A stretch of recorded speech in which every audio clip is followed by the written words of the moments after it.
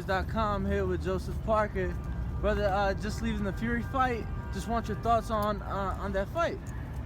I think the southpaw stance and style gave him a little bit of trouble, and I guess the cut must have been a major sort of disruption on his. I don't recall him ever being cut. I don't think he's ever been cut. He's been cut once. Okay. He got cut in accident. But that was a very bad cut.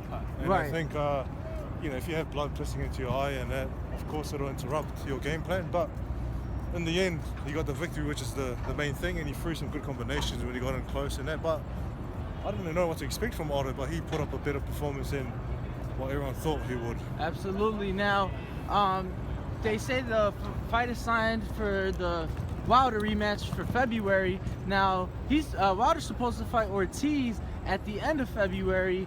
What are your thoughts on that? I think the fight with Fury and Wilder will take place first. I think so. That's my own opinion.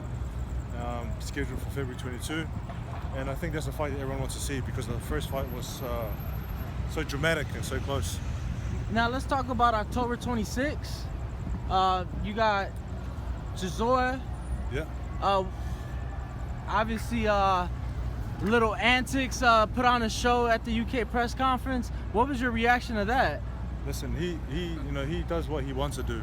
He goes crazy, or he's calm, or he's a good fighter sometimes. And so, I think he's a bit bipolar.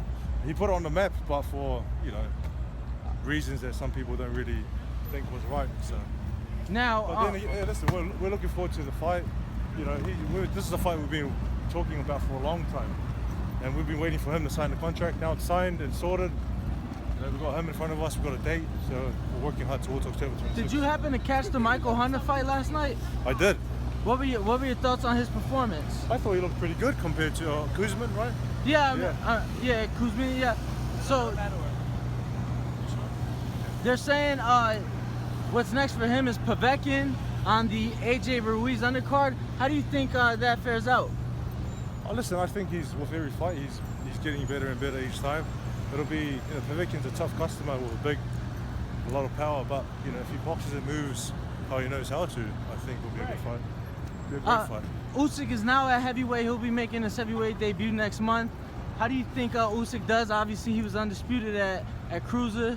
How do you think he does at heavyweight? I think he does a great job. He's one of those fighters who's very skilled, good angles, good movement.